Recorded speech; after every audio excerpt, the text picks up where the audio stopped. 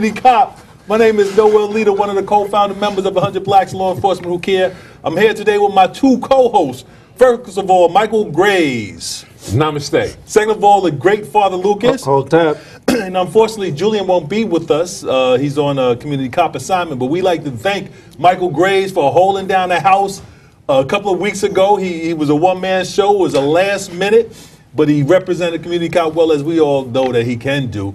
You know, so full of information. But we like to congratulate you and commend and thank you for our absence for holding things down. The example has already been set inside 100 Blacks, the way we beat each other down and make sure we right. So this was easy. Yes, like you said, you know, Michael personifies be also ready. You know, that's the words that pastors always tell you. Be also ready. At the last minute when they call you up to do something. But we like to welcome you, our viewing audience, once again to another edition where truth and real talk occurs. And we want to also acknowledge one of our great ancestors who made this transition around this time. What was the exact year? Malcolm X? Well, Malcolm X, it was 65. I thought you was talking about Dr. Khalid also. This is his transition. Mr. Khalid Muhammad, one of the greatest members produced from the Nation of Islam, one of the greatest leaders we ever produced. Before we talk about Malcolm, let's talk about Minister Khalid Muhammad. May peace be upon him real quick. What are some of your reflections on Minister Khalid? Well, you know, he was a friend of many members of our organization. Yes, and I just remember a strong black man. When that black, bald-headed black man walked in the room, it's just like the atmosphere in the room changed. When that brother hugged you, you was in a bad hug that you couldn't get out if you wanted to. I mean, that's how strong and solid he was. He was just so sincere and so upright. You don't have to even try to figure out what he meant. He said what he meant and meant what he said. He just was so strong, vibrant, and just loved our people so much and honest and just did not have reverse in his motive. So just got so much love for Dr. Khalid Abdul Muhammad. Just such a great brother, a great friend, and a great man. Ditto. The only thing I could add to that, if anything, is that he was afraid of nobody. Exactly. Nobody. And he really talked truth to power. Also, it's the anniversary of another great leader that was a production of the Nation of Islam, who who the Most Honorable Elijah Muhammad produced so many giants in our community. Another one was Malcolm X, who has an anniversary. Before we talk about Malcolm, we want to look at a small clip. Why don't you set us up with the clip that we're about to watch? I know it's Malcolm having a conversation or a debate with some of the civil rights leaders in the 60s. Yeah, well, Malcolm, like Dr. Khalid Abdul Muhammad, they were strong in the moment. You know, they could reflect well, but in the moment, at the point of a debate, these guys' brains would just move. It was so lucid, so fast, just so profound. So you just see Malcolm on the stage just thinking, outdoing college professors, people that are trained at some of the most prestigious universities, and of course, Malcolm went to the 8th grade. I don't know if he completed the 8th grade, but he went to the 8th grade. But you see just the science and the teaching of the Honorable Elijah Muhammad and his own personal self-development, you know, on stage. Right, okay, let's see if that tape is set up. Upon looking at the tape, we'll have a brief discussion about it. Then we'll proceed to some very important issues. And all of its ramifications, a tape of Malcolm X debating civil rights leaders. Well, before Minister Malcolm takes off on this, let me make another comment with regard to the administration. The administration's position in the past 3 years has been to try to contain it, to stop the trouble. In the Freedom Ride, we were asked to stop and cool off. This has been the response of the administration at all times. But now, as there is growing momentum to the revolution, the administration is being pulled along. And I hope they'll be pulled along enough so that they'll take the lead and actually do something constructive. Well, let me, Malcolm X, if I may, let me pursue this just a moment, Mr. Farmer. When you talk about the administration, when you talk about containment, are you talking about containing the acts of violence or near violence, or are you talking about containing the Negro's effort to secure for himself the equality that is the birthright of all people? We're talking about containing the militant struggle. Stop what you are doing, and let's go back to the old way of doing it by sitting around the table and parceling out a few minor steps here and there. But this is not enough any longer. But do you think that this reflects a basic refusal to accept the development of the Negro's position? Well, I think in part it's a refusal or a failure to recognize the intensity of the demands. Now, I think that that recognition is coming. I think that the administration is beginning to recognize it. The speech of the president recently on civil rights indicates that. But this is because the pressure is kept up. And I fear that if the pressure relaxes now, that the tendency of the power structure to move will decline. That's why we intend to keep up the pressure, as I'm sure the other gentlemen here do.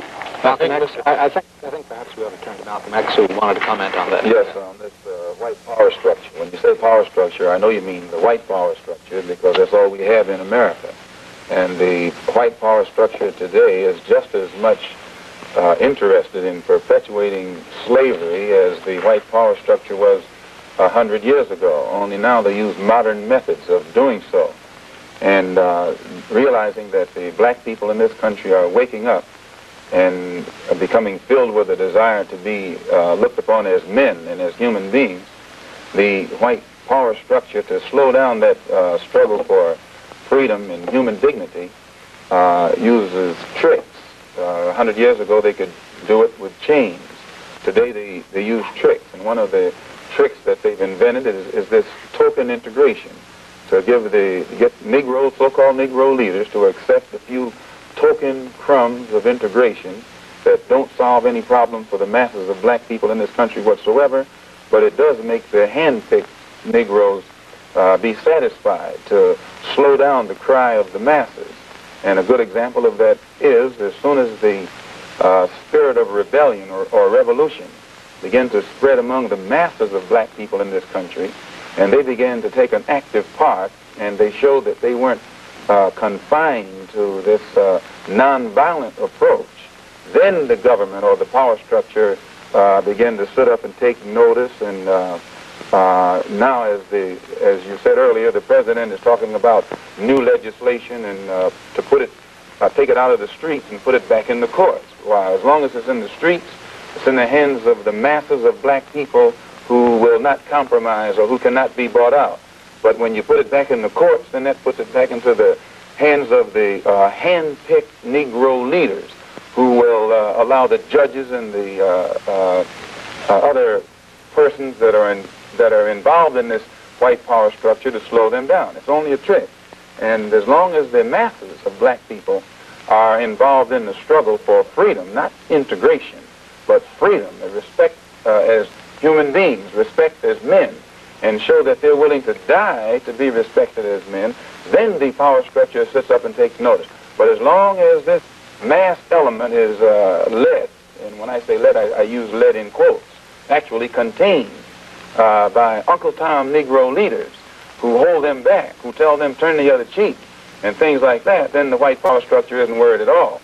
They're only worried when they know that the masses of black people are ready to explode, and in exploding it will destroy some of the furniture in their house, and then they react accordingly. Mr. Morris? Well, I believe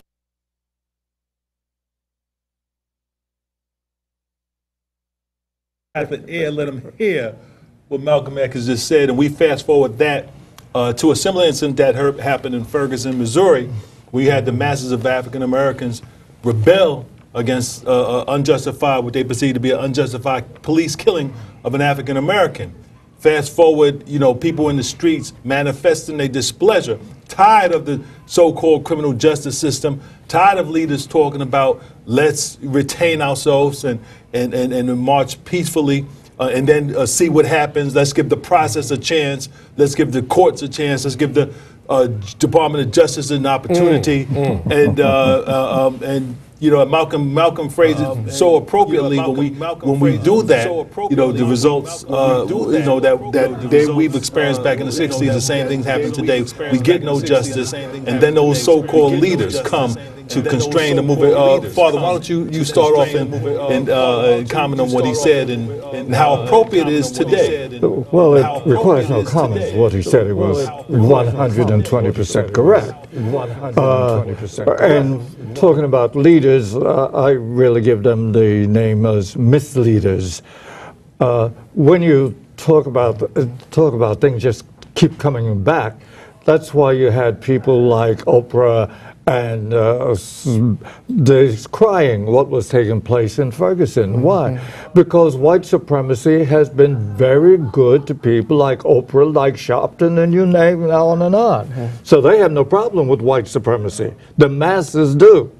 Well, I concur, 100% with what you're saying, Father Lucas. Certainly, Malcolm is pointing out the role of black leaders who are really leading blacks. They're not black leaders because they're not organically linked to the black community. They're set up by corporate America, those who control the media, and those corporate dollars are the trough that they feed from. So consequently, they are not indebted in any way to the black community. It's the white community that gives them their lifestyle. So whether it's Oprah who condemns what happened in Ferguson, whether it's that singer Pharrell who's that song about being happy, that song Happy, whether it's former Governor Patterson who now was very critical of what was going on in Ferguson. He said it was violent, it was disgraceful, and he said he only goes to marches that Reverend Sharpton's in charge of. So maybe somebody needs to tell Governor Patterson that Reverend Sharpton was a part of the crew that unseated him. Maybe he doesn't know that. Maybe he needs to know that Reverend Sharpton played a key role under Cuomo, under the direction of Cuomo and the white power structure that Malcolm is talking about, to remove him from power, where he stepped down without any criminal charges. Wasn't anything wrong criminally or morally with Patterson's record, yet he did not run again because Sharpton was part of a crew along with the white power structure that removed him from office. So maybe somebody needs to bring that to our dear brother's attention. Now, when Malcolm talked about these so-called leading blacks just there to contain us, that's what we're getting now from the major civil rights organizations, that corporations put them in front of our movements. They couldn't get in front of Ferguson, so they condemn it. There's so many movements that's going on. When there was a groundswell around Sean Bell, they got in front of it and consequently was able to crush it, and that's what we find going on across the board. And unfortunately, we have to grow and mature to a point where we can see them as they truly are. Well, and it's very significant that it's proof that the criminal justice system in this country does not work, that those individuals who call for constraint, call for resolve, call for these nonsensical, peaceful protests, some of them, there is some significance to the protests because it brings attention. But mind you, we wouldn't even know about Ferguson if it wasn't a rebellion. Some people call it a riot. Malcolm X was appropriate, but he categorized it as rebellion. And when rebellions occurred during the 60s, that's the only thing that got white America's attention. They didn't care what was going on in the streets of New York when police officers all around the country were murdering unarmed, innocent African Americans and getting away with it. That wasn't a concern of theirs. It was only when the community rebelled and they had to pay out of their pocket because their stores felt the anger and the resolve of the community, by their property being destroyed, and it was missing, that it got their white America's attention. And I need you made a comment earlier, Nolan. You need to probably pronounce that a little more. You said, one example you used, that we were waiting for the Justice Department in all these cases, and it never came to fruition. So why don't you just comment on that? Well, one of the things we wanted to talk about is also the Department of Justice today announced that there will be no prosecution of George Zimmerman in the killing of brother Trayvon Martin. Now, here we have an incident where an armed grown man approached a unarmed, nonviolent, not engaged in criminality African American child, where it ultimately wound up in him killing him. And if there can't be a Department of Justice, a department investigation or prosecution of, in this case, what other case do we need? A child being approached by an armed, grown man, and ultimately he's not engaged in any criminality, but having some candy, coming from the store, going to his father's house, and he winds up dead. And your friend, Eric Holder, stated that the Department of Justice have decided not to prosecute this case. This is just systematic of what Malcolm X was talking about, Father. Well, the Department of Injustice is simply the front for white supremacy. There's not going to be anything done about the kill a cop in Ferguson. There's not going to be anything coming from the Department of Injustice in regard to Staten Island or all the other cases. Oh, I think Father Luke is right. You was finished? Yeah, go ahead. Because I think Father Luke was right. We'd have a better chance in the Bush administration, Bush 41, at least in the Rodney King case, once the rebellion, as Noel calls it, once that rebellion started, at least the Justice Department, and then at least charged those police officers of questioning Stacey Coots, Sergeant Stacey Coots, and all the other officers involved for the beating of Rodney King, which was on tape. But look at this situation in Staten Island that was on tape. That's right. You can't debate it. It was on tape. Now they argued, and on a state level, they was able to they were able to get cleared of beating Rodney King, and they said he kept moving. But if you look at that tape, when he was still, they beat him. When he moved, they beat him. So, you know, it's almost like, you know, if you sit down, you're going to get beat up. If you pray, if you get in the prayer position, you're going to get it. You stand up, you're going to get it. So you might as well just stand. So it just showed you just the inconsistency, where, as Malcolm pointed out, when you put that in the hands of the Justice Department, the legal system, you're just acting in futility. When you said they said he was still moving, they really meant he was still breathing. What is really the only answer is going to be when the masses get together and raise hell and make a mess of this, then they will respond. Right. But if you think you're going to go to the Justice Department or they call it that, or any other entity that the white man controls that's going to give you justice, you're out of your cotton picking mind. And as Malcolm X so you know, appropriately phrased it, you know, these individuals, including, I'm talking about the white supremacists in this society, they want these incidents to be resolved in their courts because they know there won't be any justice. And the Department of Justice took some 3 or more years to make a decision as it relates to George Zimmerman because he knows that the so-called leading blacks who co-opted that movement are gone now. He knows that the energy and the anger of the community has dissipated. So now he can come out and say, well, we're not going to prosecute. That's the plan. That's the scheme that they use over and over and over again. Malcolm X was appropriate. Those brothers and sisters in Ferguson, Missouri was correct. You know, these issues had to be decided in the streets. We'd get no justice from no one at no time in this country's criminal justice system. I thought it That's was your forecast for Staten Island? Yes, sir. That's my Yes. forecast for Staten Island. Okay. And I kind of suspect that another misleading Allen Church, guess who they invited to give the talk for Black History? Your favorite commissioner. Wow. Now, who was that? Brett. Who invited him? Allen Church. Allen AME? Yeah, Allen. It's crazy. Wow. Okay, issue number 2. New York City Police Department has pressed New York State senators to change the law as it relates to resisting arrest, which, by the way, one of the things our brother Eric Garner would have been charged with, from a misdemeanor to a felony. Now, I don't see the reason for this upgrade because, I mean, you know, a lot of times resisting arrest is a throw-on charge that officers use whenever they initiate some kind of aggression with a non-violent, non-criminal member of our family, of our community. You get the obstructing governmental administration, resisting arrest, disorderly conduct. We know all the charges. Right. So I think it's an affront for years, for generations. That has always been a misdemeanor. Michael, what do you think about and this is your mayor's police department. This is your so-called liberal mayor's police department trying to get an upgrade of so-called resisting arrest. Now, we're not talking about assault of a police officer, because that's already a felony. Right. Presently, if somebody resisted physically and punched the officer and it was an injury, it's a felony. So he's trying to, those Eric Garner incidents where somebody just verbally say, yo, listen, man, I'm not going, he wants that to be a felony. Well, look, I think that Shashi McIntyre said it best. Dr.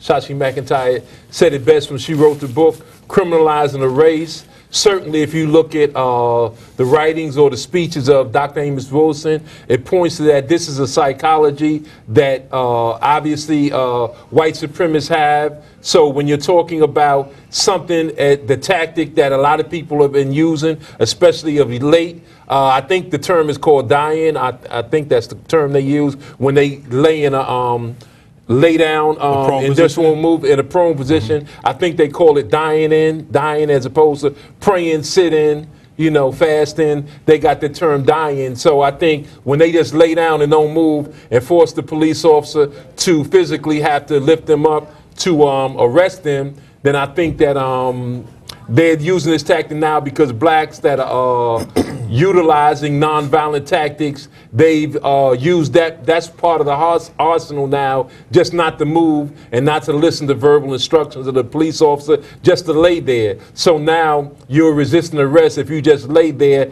even though it's non-combative, it's non-intimidating, they will try to make that a felony. They're going to just widen the notion of resisting arrest. Right. If you stop and ask yourself, why are you arresting me? That's resisting arrest too. I mean, it's really ridiculous. And the folks are going to sit down and let this, and of course, your beloved liberal mayor was going for it. Exactly, because the police commissioner doesn't do anything that the mayor is against. The mayor sets policy, but it's a very significant. And Mike, we're glad you brought that up because the ramifications behind the conviction of a felony is very, very serious. And by no means are we encouraging resisting arrest, individuals engaged in resisting arrest. But my experience dictates that this, with the mayor and the police commissioner's attempt to do, is totally unnecessary. And as Michael stated earlier, the brunt of these charges is going to be against African Americans. You can believe that. Not only is it unnecessary, it's really diabolical. Right, right. That's right. Because, as I stated, if somebody physically resists the officer and there's an injury, that's already a felony presently. But they want the most remote, the most tempered, the most timid form of resistance to be classified as a felony. And a felony conviction is more than a year in time, and it has, of course, professional ramifications as well. So. And I'm glad you pointed out this is being done under the de Blasio administration. That's right. The Blasio administration, because the police commissioner has no power to go up there to the state legislature without the approval of the mayor. And something that your union president is calling for, he wants all police officers to be given training and possession of assault weapons. You talk about overkill. Father Lucas. Well, you see them walking around in train stations already with assault weapons. Right. Kind of crazy. Right.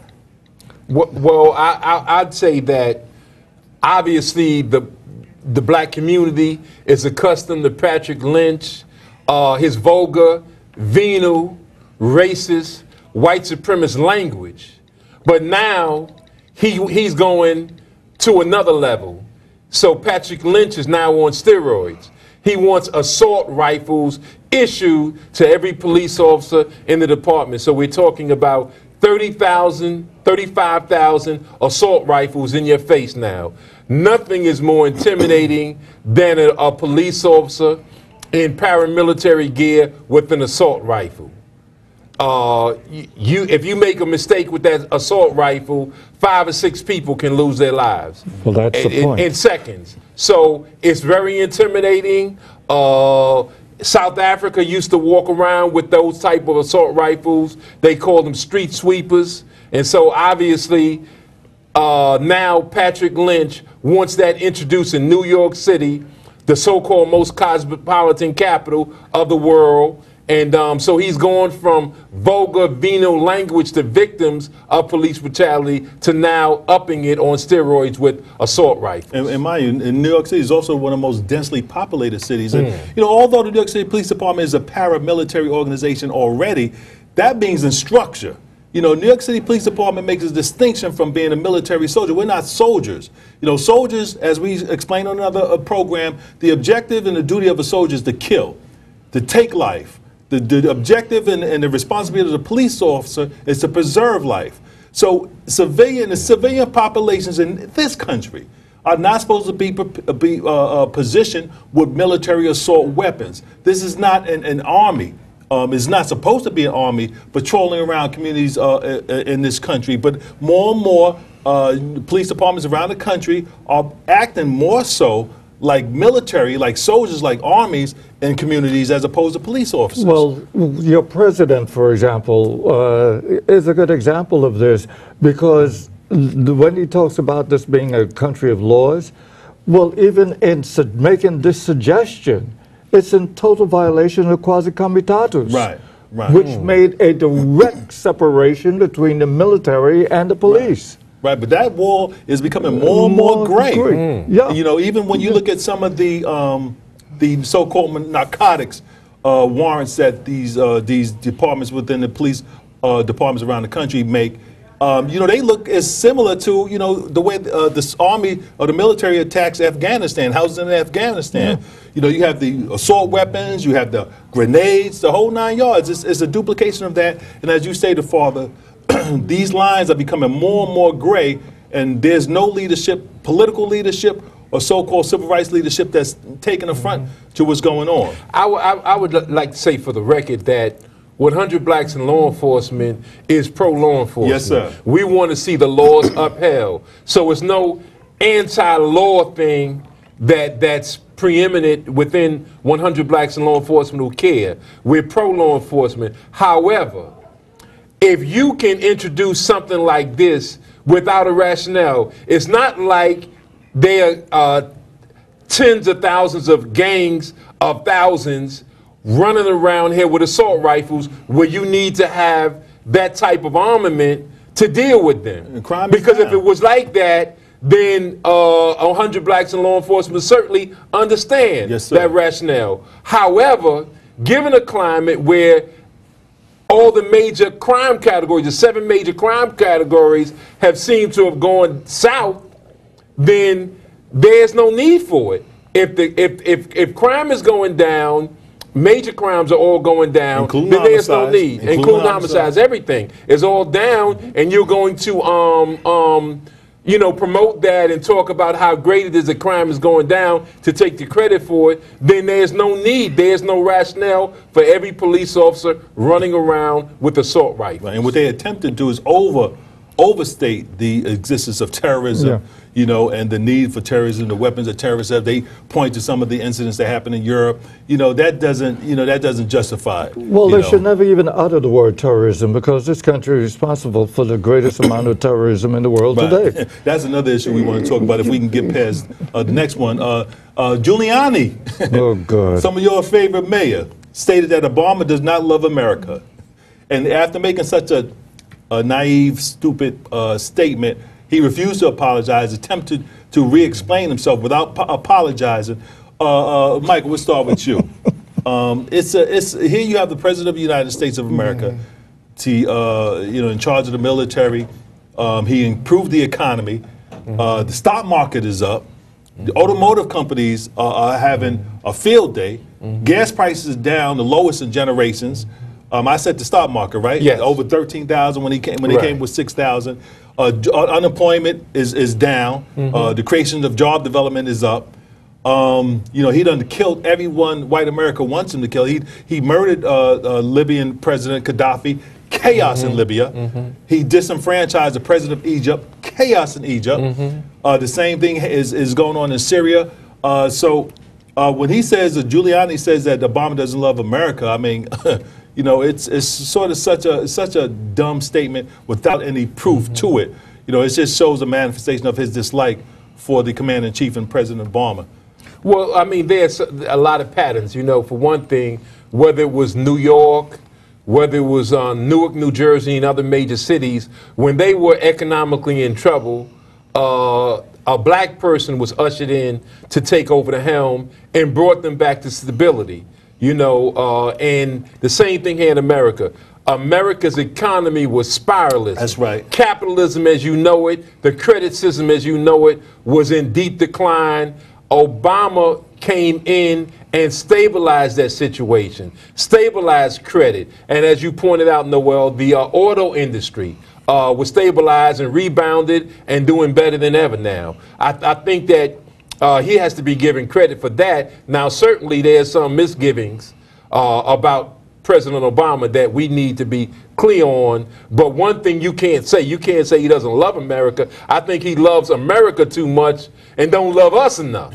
I think that's his problem. Now, Giuliani obviously has animisms with all black people. It was a black man that took his first wife, and I don't want to get into that kind of stuff because we don't really go there on this program, so I'll leave that alone. But, he obviously, if one thing 8 years of Rudolph Giuliani showed in those 4 years that he was trying to unseat David Dinkins showed is that he has clear hate for black people, hates them to the core, and is unapologetic about it. As a matter of fact, these Negroes we have in office that are black, look, he wouldn't even speak to them That's for 2 right, years. that's right. He was told by Wall Street that he had to speak to C. Virginia Fields, who was Manhattan Borough president at that time. His deep-seated hate is so much, he hates even Negroes. Besides blacks and, you know, black militants, black progressives, whatever you want to call it, he hates Negroes.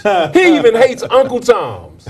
So that's how sick he is. So, you know, we saw that over his 4 years trying to unseat Dinkins, and then his whole 8-year administration. Hates black to the core, and so it's not strange for him to say that about a president that was successful with something that he tried to and couldn't even carry a campaign the full course. You know, he had to drop out early. He's a failure of sorts. You know, when David Dinkins won the Democratic nomination, he was supposed to cruise to a win, and he barely beat Rudolph Giuliani the first time because of white supremacy, which Giuliani appealed to, and the second time, as they claim, lost a close race to white supremacy, because once you win the Democratic nod, you're supposed to automatically win in this city where it's 5-1, 6-1, Democrat to Republican. But so he exploits white supremacy and the deep-seated hate that whites have for blacks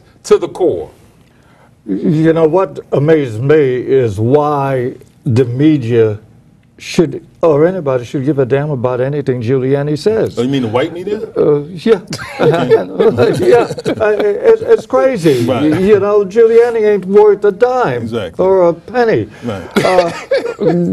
So people going and talking about what this, Barack Obama loves white America. That's right. Yes. That's right. And works for white America. That's right. Yes. Even when we say such things like the economy is improving, the economy That's for right. That's whom? right. That's true. It ain't touching black folks. It's true. That's right. It's true. And it's important to make that distinction. Yeah, he bailed out the automobile industry without tax Right, dollars. right. What did we get in return Right. for it from the automobile That's industry? Less jobs. The bank industry. Yeah, same thing. I mean, so he loves white America. And Father, thank you for the correction, because it's very important. And Do we love us? There's one thing that Malcolm said when one of the brothers there said the power structure. Malcolm said the white power structure. Right. And it's very important for Yes. African Americans to make that distinction. When Right. you read a newspaper, understand you reading a white newspaper. When you look at the news, CNN, ABC, CBS, that's the white news. It's coming from a white perspective, and it's clear anybody who has their eyes open that these individuals, this is not an impartial opinion. These people have their opinions integrated in their comments, and it's clear to see. So when I said the economy has improved, Father, you was correct. It's the white economy that has improved. The white motor, corporation and the white banks, etc., that has been so successful under President Obama. Because if African Americans aren't improving, then we ought not include ourselves when we talk about all of this positivity that's going on. So Giuliani, his comments would be dismissed if he wasn't a white racist, if he wasn't a white supremacist. But other white supremacists within the media circuit, of course, give light to his idiotic statements, even though everybody knows it's stupidity. Well, he's white America's mayor, and if you recall, because we were in the streets that day at 9/11, what happened was Kerrick was bouncing Giuliani around from one bunker to another to save his butt, and then he goes into the television studio and talk crap, and that's what made him a hero. So he was a hero for what he was saying in front of a camera. Exactly. Real quick, talk about that lawsuit.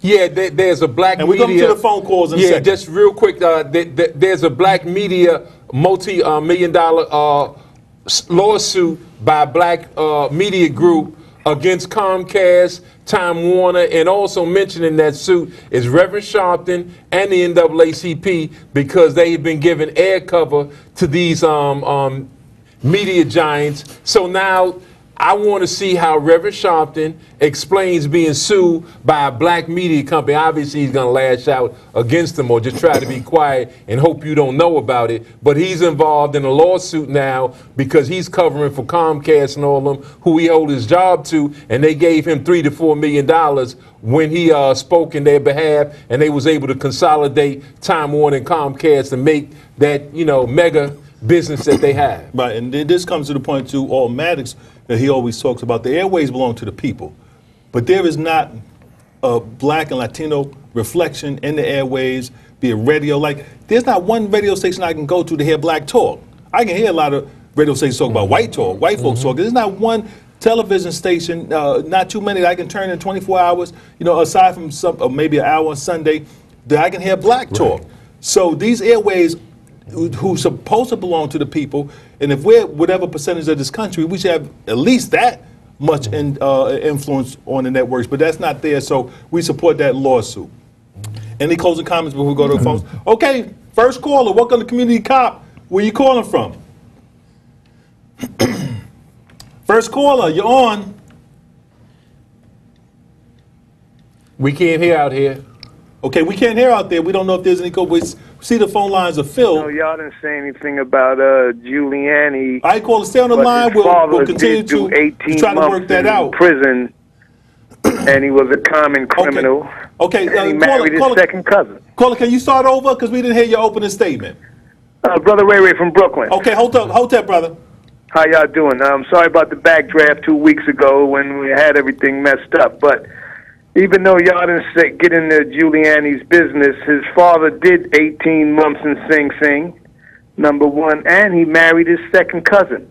But what I really want to know is, who do you think was in Sing Sing at the time when his father did that 18 months? He was breaking legs for organized crime for petty money. So who else was in them upstate prisons at that time? The whole place was not black back then as it is now. Excellent point.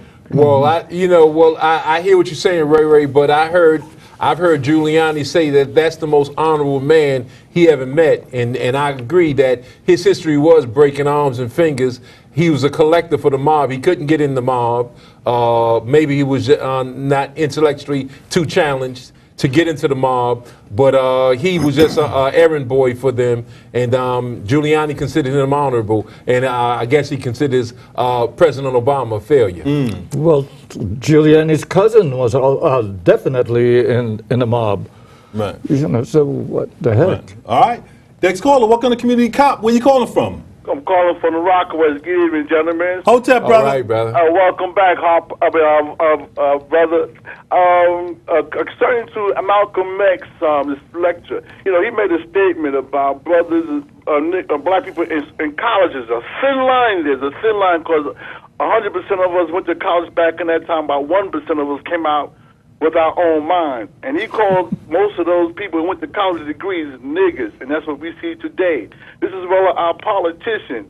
If you remember Mississippi burning, the president of that day sent the FBI to Mississippi to find out who killed the two white boys, not the black boy. Neither the one that was thrown out in the streets like was done to Michael Brown and Ferguson. But yet we have a black president, attorney, and a bunch of Negroes and niggers in politics today, and they had not used the same tools that they used back in the Mississippi burning. Brothers, as lastly but not least, Brother Farrakhan was on Savior's Day. He called Giuliani a cracker, and he said the situation between them and us is going to get worse and harder. But Allah is in charge. So let's sit back and enjoy the ride, gentlemen. But God is in charge. Okay, brother. America. Thank you for your call, brother. Next caller, welcome to Community Cop. Where you calling from? Yeah, I'm calling from this burnout from Flatbush, Brooklyn. Okay, Brooklyn. Hotep, brother. Yes, I don't want to comment on that last statement. I agree with him 100%. We know what's going on, and we just got to realize. What I want you gentlemen to do is help me organize. We want to get these youth involved in these jobs and all this. As new rooms, we need to start a movement to help our young blacks get jobs and stuff like that. Okay, just call a hotline. Yeah, just call a hotline, brother. But let me ask you a question. Are you still there? Yes, I am. Where you going to get the jobs from? Do you have any idea? No, but they're booming. The city's booming. All over Brooklyn, they've been building all kinds of stuff like that. Okay. So we need to get involved as a community, like local community, organized, and say, listen, you come into our community, give us some jobs as you come in our community. Okay, excellent point, brother. You have to organize for that, because that's an excellent point. And also, I'm ready. I'm ready. Okay, excellent, brother. And we'll give you a hotline number. Also, you need to go down to Fulton Street, and every store that you see on Fulton Street where there's not a black person working there, you ought to demand that they hire any store you go to. I don't care where it's at. If they don't hire, a black person, it bothers me to really. I just heard today They said Harlem is no longer majority black. I can't believe that. Right, exactly. Because I go to some stores downtown Brooklyn, I don't see no blacks. And once in a while, I ask the manager, "How come you don't hire no blacks?" But you know, jobs are very significant. So excellent point, brother. Next caller. Welcome to Community College. Any store that refuse to hire black, I don't care if it's a grocery store we go to boycott. Hotep, brother, where you calling from? Calling from Harlem, brother. How you guys doing? Okay, quick question or comment, brother. I have a comment. First of all, the organization that Brother Graves was talking about is called the National Association of African American Owned Media. And also mentioned in that suit is the National Urban League. Also, Reverend Sharpton was paid $3.8 million to keep quiet. That's right. Which buys a lot of Viagra for him. Second. And his friends. And his friends, that's right. And also, there's supposedly a secret video of Eric Garner's daughter taking a swipe at Sharpton, saying that Sharpton is all about the money, and that she was even chastised for handing out flyers during a Staten Island protest that didn't have the Non-Action Network's logo on it and Reverend Sharpton's picture. And there's also another brother that works for the Trayvon Martin organization that also says that Sharpton is going to be all right because he's forever, because he knows how to make and get the money. As far as the Rudy Giuliani is concerned, or Duty Giuliani if you want to call him that, I think him and Kanye Pest should be forced to kiss each other and hope that their lips lock like two dogs in heat. Thank you, gentlemen. Have a good night. What's the name of that media organization again? We think we lost him. Okay. All right, next caller. Welcome to Community Cop. Where you calling from? Yes, hello? Hotep, where you calling from? Yes, I'm calling from Manhattan. Hotep, brother.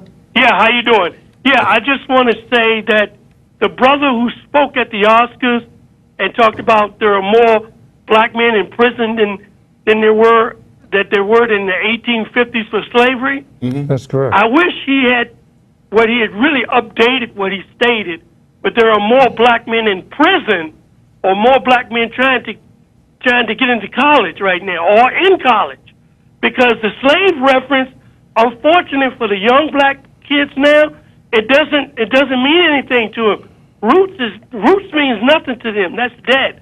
I have a friend who's a school teacher, and she's a history teacher. And when February comes around, they have a meeting, and she is not allowed to say more than maybe once or twice, white people. She says, those people kept us enslaved. And when one of the black kids asked the question, what do you mean those people? You mean white people? Yeah, we're those few white Southerners kept us in slavery. And I asked her, I said, well, how did they get away with that? She says she's black. She says it kills her. Even her white counterparts, it says it kills them that they can't really teach American slavery the way it really, really happened, because they can't offend anybody. They don't want any lawsuits. They don't want any protests. And she said what's really disturbing is that the NAACP will call them up and say, calm down on the white folks stuff. Right. I mean, you're teaching American history, and you have to tell black history teachers, white ones too, calm down on the white people stuff. Okay. It just shows you where we are.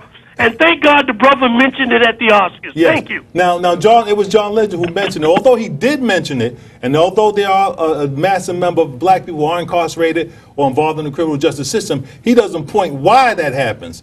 It's white supremacy. It's the system that has oppressed, who keeps African Americans in a state of desperation. As Marcus Garvey said, a desperate person has no respect for himself or nothing else. You know, deny of jobs, poor education, and a whole lot of other isms that malaffect and causes our people to be incarcerated. But at the core of a lot of this incarceration, with a lot of this introduction to the criminal justice system, is white supremacy. Now, I'm not sure if he said that. You know, because sometimes if you talk about African Americans being incarcerated, some white people sit back and say, okay, that's because they're a bunch of criminals. But if you don't explain why, you know, then you only tell half the story. You tell half a story that white folks are really comfortable with. What John Legend might not be aware of is that now the school books, for the most part, for the entire country, are being produced in Texas. Texas is rewriting history, is revisionist history. They're no longer bragging about how many Native Americans they killed in all those massacres. They're no longer talking about the Holocaust of enslavement the way we know it to be. And the fact is, slavery was not an individual thing. There were laws, there were codes, there were state laws, there were laws countrywide well before the Dred Scott decision, where if you was able to escape, you can be caught and brought back, extradited back from another state. Even as far as Canada, if they caught you, they could bring you back here. So it was a system. White, as Noel pointed out, white supremacy. It was a system. It was not an individual thing. If you escaped and got off the plantation, anybody could track you down and anybody could ask you for your papers because it was a system. It was not just individual whites. In fact, you didn't even have to escape because some blacks who were born free were kidnapped and accused of running away from the enslavement. Right. Noel, you just mentioned about the poor education, and I couldn't help to think that your president went to Chicago to endorse Rahm Emanuel for mayor and talked about what he did for education. Yes, what he did was to close 50 schools in the black community, and the monies that were saved were given over to the white community. So he did a lot for education. Well, that's the same thing about your Mayor Bloomberg, because he said he wanted to be judged by how good he did with the Board of Education in New York, and in 12 years, he did absolutely nothing. He was never taken to task by any of the white persons in media to question him about his record. But next caller, welcome to Community Cop. Where you calling from? Good afternoon, gentlemen. I had hung up before, and Michael Graves was asking a question about that organization. Yeah, can you name it again? Sure. It's called the National Association of African American-Owned Media. Okay. Okay. And another thing, one more thing. I think that Brother John Legend and Brother Common should have taken their Oscars and turned to the side and did a John Carlos and Tommy Rogers, hold their fists in the air with the Oscars in their hand, and just walked off the stage.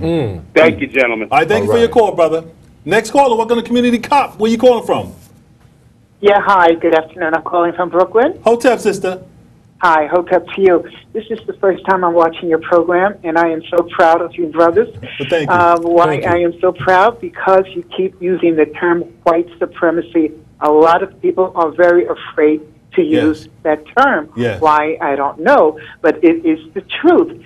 And I am just speechless sitting here watching your program. And I want to point something out. I reside in the Crown Heights community of Brooklyn, recently moved away from Bedford-Stuyvesant. However, there are a lot of store owners that come into our community and overcharge us, and no one is saying anything about that. They're not selling us bad milk or bad food.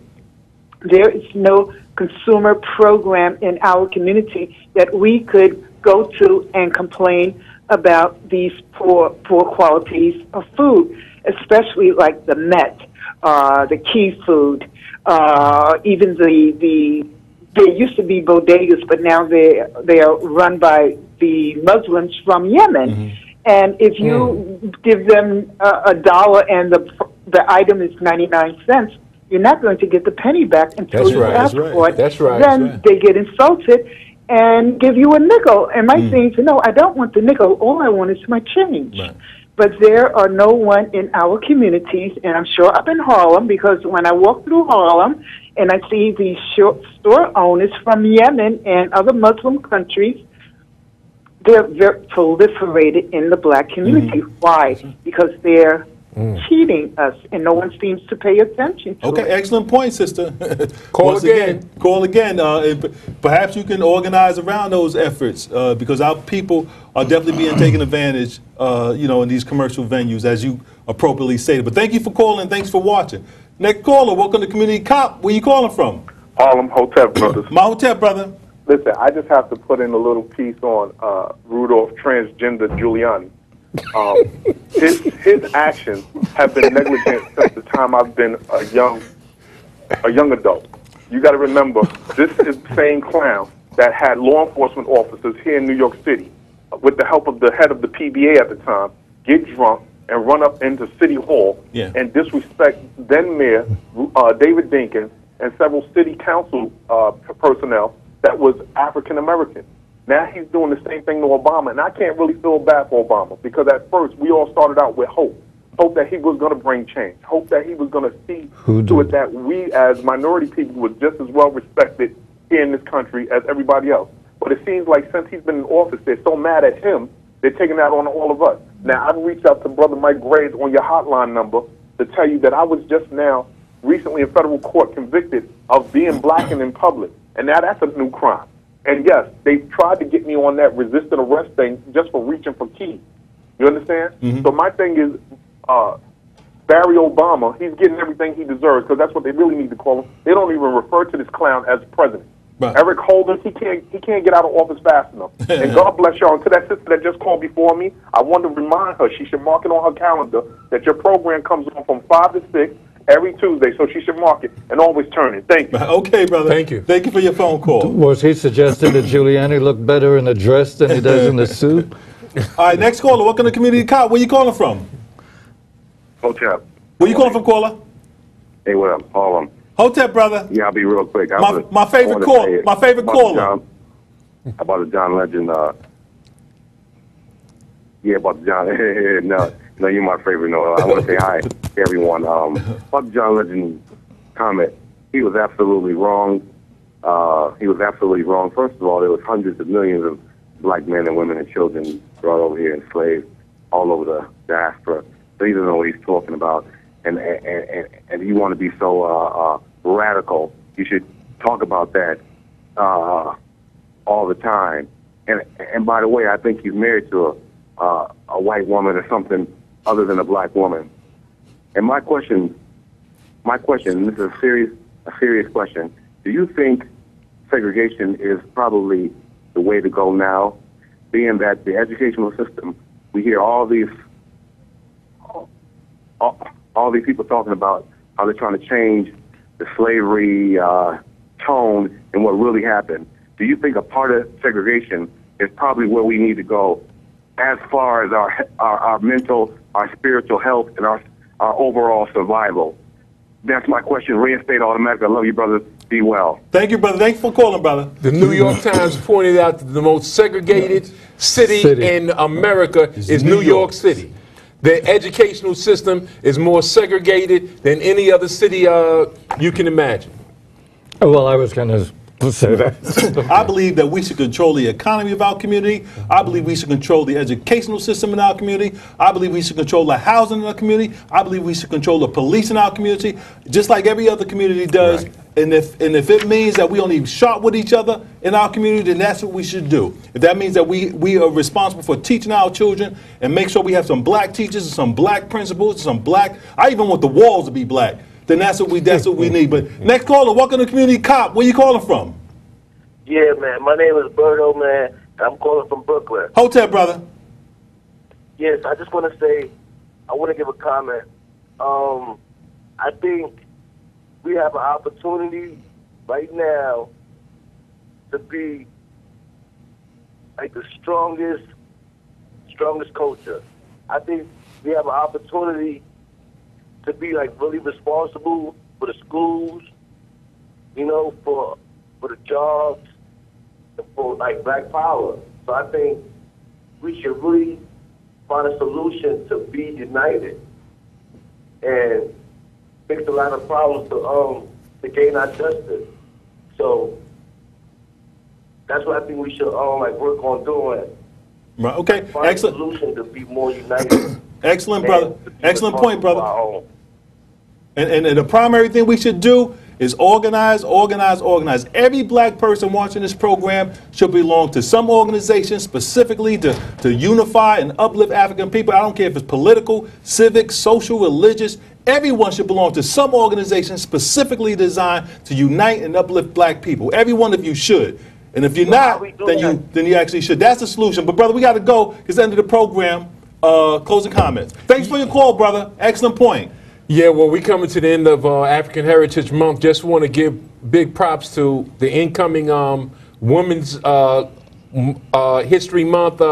Certainly, Sister Philea Empress Chi out of Philadelphia, the director of the Millions Woman Movement. Just want to give her big props. She unites the whole nation with her blog radio show, and certainly to Sister Leah Maddox for all that she does in organizing our community. Reinstate Alton Maddox. Seems like everybody is getting the knack of good policy, talk nicely, and do the wrong thing. On behalf of Community Cop, we'd like to thank our engineers and our producers, Veronica Kitt, Sheila Berry, Nat Woods, keep going. What's it called? Who's back there? Lulu, welcome back, Lulu. We'd like to send our prayers out to Sheila Berry, who's a little under the weather today, Mr. Harper, my pops. And don't forget the greatest form of injustice on this planet, which is 196,940,000 square miles, is white supremacy. We all should be fighting against white supremacy every day of our lives to eradicate it from our consciousness, from our education, from our economics, from everything, because it's the greatest form of injustice in the entire planet. Reinstate Alton Maddox. Keep going. Comment? Any other comments? Well, you might as well point out that white supremacy is exactly the same thing as racism, so don't listen to any of these clowns who talk about black racism and white. There's no such thing. No such thing. The only functional form of racism in this country, in this day and time, is white supremacy. That's the only form of racism. Anybody can be prejudiced, but in terms of a supremacist, a white supremacist, that's the only form of racism. A functional form of racism in this country is white supremacy, and it is the greatest form of injustice. That's why you're having problems in the Middle East now. That's why you're having problems in Africa. That's why you're having problems right now in America. And we all have to do whatever we can do to eradicate it from our presence and from our midst, from our psychology, from our religion, from our economics, from our education. White supremacy is the greatest form of injustice on the planet. Every time you wake up in the morning, you ought to say that to yourself in the morning. So when you read these foolish newspapers or just watch this foolish news, you understand where you come from. Thanks for watching. Peace. Mike, I run. Let's face the music and dance.